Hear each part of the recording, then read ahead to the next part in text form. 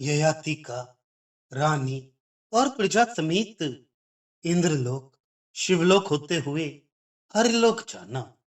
सुकर्मा जी पिप्पल से बोले कि इसके अनंतर महाराज ययाति जी ने अपनी द्वीपों की सब प्रजा बुलाई।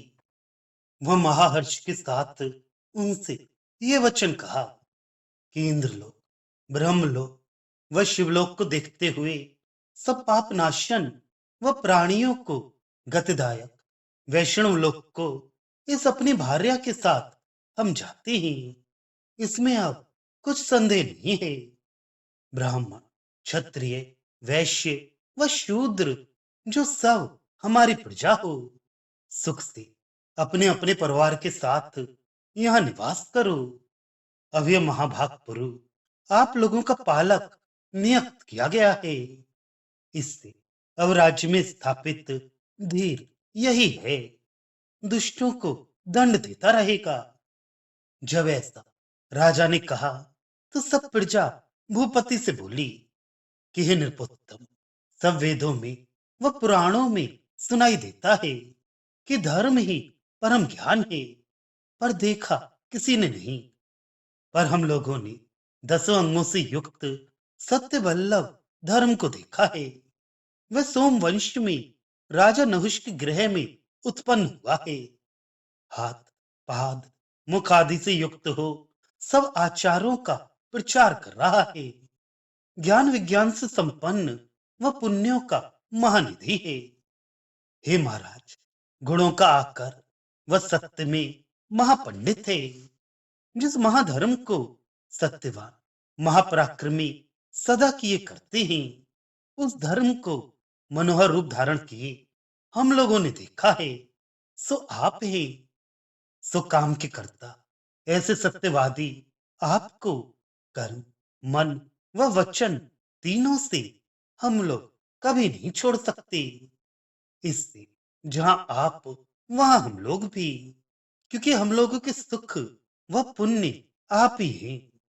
इससे जो आप नरक में भी जाएं तो हम लोग भी चलें, इसमें कुछ भी संदेह नहीं है। हे महाराज, बिना आपके हम लोगों को स्त्रियों से क्या है, बिना आपके क्या भोगों से और क्या जीने से क्या है। उससे यहाँ कारण जीने से कुछ नहीं है। हे राजेंद्र, तुम्हारे साथ हम लोग चलेंगे, अन्यथा ना होगा। इस प्रकार उन प्रजाओं के वचन सुनकर बड़े हर्ष से युक्त राजा प्रजाओं से बोले कि सब अच्छे पुण्य करता मनुष्यों, हमारे साथ आओ।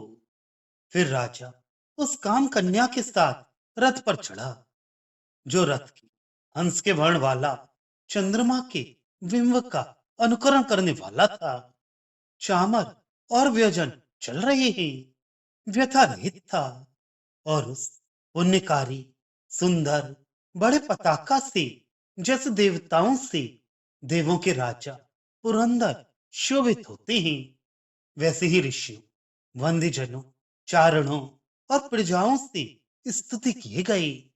नहुष के पुत्र ययाति आप शोभित होते हैं। सब प्रजा लोग वाहनों पर चढ़ चढ़कर राजा के समीप आए। कोई हाथियों पर, कोई घोड़ों पर, कोई रथों पर चढ़कर आए। वह सबों ने स्वर्ग जाने की तैयारी की।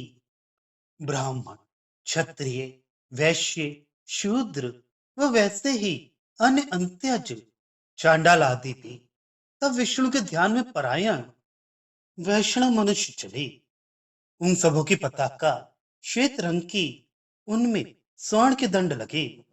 सबके सब शंख चक्र से अंकित दंडों की पताका अपने ऊपर लगाई थी। इससे प्रजाओं के समूह में सब पवन से प्रेरित पताका शोभित होती थी। वह दिव्य तुलसी की माला सब धारण किए थे। वह तुलसी दलों से शोभित होती थी। वह सब दिव्य चंदन के सुगंध से युक्त, वह दिव्य अर्गज आदि अनुलेपन अंगों में लगाए, दिव्य वस्त्रों से शोभित, वह दिव्य आभरणों से भूषित, वह सब लोग स्वरूप धारण किए राजा के समीप उपस्थित हुए। इस प्रकार सैकड़ों लाखों कोटि प्रजाएं आकर इकट्ठी हुई। वह अरब खरब सहस्त्र तक सब लोग आकर प्राप्त हुए। वह महाराज ययाति जी के संग चलने पर उद्यत हुए, क्योंकि सब लोग चाहे किसी वर्ण के क्यों ना हो, वैष्णव थे। इससे सब पुण्यकारी थे, विष्णु के ध्यान में सब पर थे। वह जब दान में परायण थे। सुकर्मा पिप्पल से बोले कि इस प्रकार महाहर्षित होकर सबके सब चलने को उद्यत हुए। तब अपने कुरुपुत्र को अपने राज्य पर अभिषेक कर महाराज ययाति जी इंद्रलोक को गए। उन महात्मा राजा के तेज, पुण्य, धर्म व तप से वे सब प्रजा लोग उत्तम श्री विष्णु लोक को चले गए। जब राजा इंद्रलोक में पहुंचे तो सब देव, गंधर्व, किन्नर, चारण इंद्र सहित अगवानी लेने के लिए राजा के सम्मुख आए। वह नृपोत्तम की पूजा करते हुए इंद्र जी बोले कि हे महाराज, आप अच्छे प्रकार तो आए, हमारे घर में प्रवेश करो। यहाँ अब दिव्य पुण्य अपने मनमाने भोग भोगो व नाना प्रकार के विहार करो। तब राजा ययाति जी बोले कि हे महाप्राज्ञ सहस्त्राक्ष, अब हम तुम्हारे दोनों चरण कमलों के प्रणाम करते हैं, वह ब्रह्मलोक को जाते हैं। तब देवताओं से स्तुति किए गए राजा ब्रह्मलोक में पहुंचे। तब महातेजस्वी ब्रह्मा जी मुनिवरों के साथ पाद्य, अर्घ आदि सुंदर विष्टरों से राजा का आतिथ्य करने लगे और बोले कि तुम अपने कर्म से विष्णु लोक को जाओ। जब ब्रह्मा ने ऐसा कहा तो शिव मंदिर को गए। तब महादेव व पार्वती ने उनका बड़ा आतिथ्य सत्कार किया। वह पूजा भी बड़ी की और उनसे कहा, हे राजेंद्र, तुम बड़े कृष्ण भक्त हो, इससे हमारे भी बड़े प्रिय हो। अब हमारे ही मंदिर में निवास करो, वह सब भोगों को यहाँ भोगो जो कि मनुष्यों को बड़े दुख से प्राप्त होते हैं। हे राजेंद्र, हम में व श्री विष्णु में कुछ अंतर नहीं है, इसमें कुछ संदेह नहीं है। जो रूप धारण किए विष्णु हैं, वही शिव हैं, इसमें कुछ भी संशय नहीं है। वह राज जो शिव हैं, वही सनातन विष्णु हैं, दोनों में कुछ अंतर नहीं है। इससे ऐसा हम कहते हैं, पुण्यात्मा तुम विष्णु जी के भक्त हो, इसी से तुमको यहाँ रहने का स्थान बताते हैं। इससे हे पाप रहित महाराज, तुम यहाँ ठहरो। जब शिव जी ने ऐसा कहा तो श्री हरिवल्लभ राजा ययाति जी भक्ति से मस्तक झुकाकर शंकर जी को प्रणाम करके बोले कि हे महादेव जी, जो आपने इस समय कहा वह सत्य है। आप दोनों में अंतर नहीं है, एक ही मूर्ति हो, दो हो गए हो। पर हमको अब विष्णु लोक जाने की इच्छा है, इसलिए तुम्हारे चरणों को प्रणाम करते हैं। तब महादेव जी ने कहा, महाराज बहुत अच्छा, वैष्णव लोक को जाइए। जब शिव जी ने भी आज्ञा दी तो राजा ययाति वहां से चले। तब देवलोक निवासी महापुण्य विष्णु के वल्लभ वैष्णव लोग राजा के आगे नृत्य करने लगे। वह पाप नाशन शंख शब्द व बड़े सिंहनाद करने लगे। वह सब चारण लोग कुछ इच्छा से नहीं, यूं ही राजा की पूजा करने लगे। वह बड़े गान विद्या में चतुर, शास्त्र में निपुण गंधर्व लोग राजा का यश गाने लगे। वह ऋषि तथा देव वृंद स्तुतियां करने लगे। अति स्वरूपवती अप्सरा महाराज ययाति की सेवा करने लगी। गंधर्व, किन्नर, सिद्ध व चारण पुण्य मंगलों से राजा की स्तुति करने लगी। इसी प्रकार साध्य, विद्याधर, पवन, वसु, रुद्र, आदित्य, लोकपाल, दिक्पाल तीनों लोकों के निवासियों से स्तुति कराते हुए राजा ययाति जी ने जाकर उपमा रहित विष्णु लोक को देखा। जो कि निरामय व स्वर्ण के विमानों से सर्वत्र शोभित हो रहा था। वह लोग हंस, कुंद व चंद्र के स्तंभ, श्वेत रंग के विमानों से शोभित व सैकड़ों महलों से शोभित मेरु मंदिराचल के ऊंचे धवरहरों से उपशोभित व शिखरों से अपने ऊंचे वाले आकाश को छूती हुई अट्टालिकाओं से युक्त व अन्य नाना प्रकार के शिखरों की चमक से जाज्वल्यमान होने से कलशों से अति शोभित, जैसे तारागणों से ये आकाश प्रकाशित होता है, वैसे ही विमानों की शोभा से वे लोक प्रकाशित हो रहा था। बड़ी प्रज्वलित ज्वालाओं से ऐसा प्रकाशित, मानो नेत्रों से सब ओर देख रहा था। वह नाना प्रकार के सब रत्नों से वह हरलोक मानो दांतों से हंस रहा था। मानो उन नाना प्रकार के दिव्य पदार्थों से विष्णु के वल्लभ वैष्णव को अपने यहाँ आने को बुलाता था।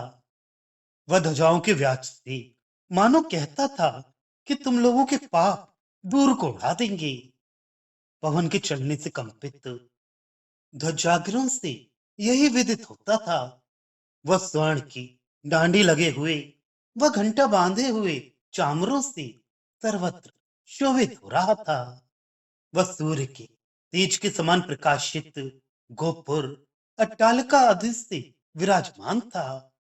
गवाक्षों से व जाल मालाओं से व मनोहर वात्यानों से अति शोभित बाहर के खामवा व प्राकार से, जो कि स्वर्ण के बनी थी, अत्यंत शोभित तोरणों से व बड़ी बड़ी पताकाओं से व नाना प्रकार के मंगल शब्दों से शब्दायमान हो रहा था। वह कलशों के ऊपर मणियों को पर ऐसी युक्ति से धरे थे कि देखने वालों की दृष्टि में उनकी चकाचौंध लगती थी। सौ कक्षाएं ऐसी बनी थी कि स्थल पर मानो जल भरी हुई दिखती थी। दंड व छत्र युक्त स्वर्ण के अनेक प्रकार के कलशों से वह दीप्यमान होता था। वर्षा काल के मेघों के आकार मंदिर शोभित थे, कलशों से शोभित थे, जैसे नक्षत्रों से आकाश शोभित होता है। दंड, समूह, पताका नक्षत्रों के समूह की समान दीप्ति वाले थे। वैसे ही स्फटिक मणि के आकार व शंख चंद्र की कांति के समान नाना धातु में देव मंदिरों से उपशोभित था। वह कोटियों अरविदों सर्वभोग युक्त विमानों से वह श्री हरिलोक शोभित होता था।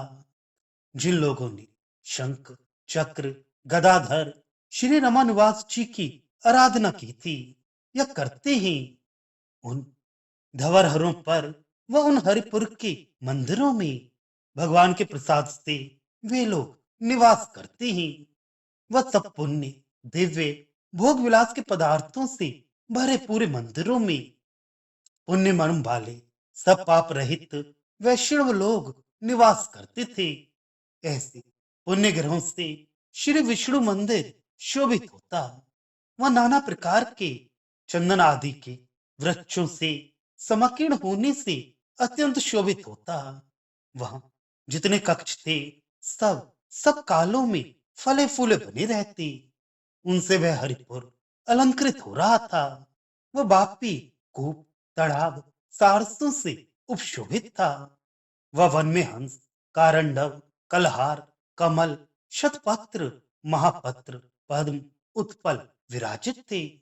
आदि पक्षी व कमल विहरते थे तथा स्वर्ण से बने हुए समान तालाबों से विराजमान था।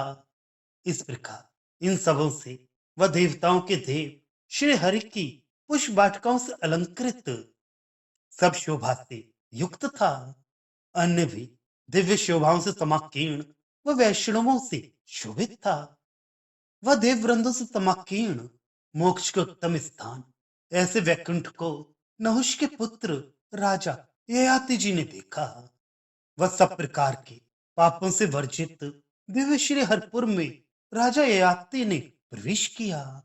वह सर्व क्लेश नाशक, अनामय, सब आभरणों से भूषित विमानों के मध्य में एक सर्वोपरि विमान पर बैठे हुए श्री नारायण जी के दर्शन राजा को हुए।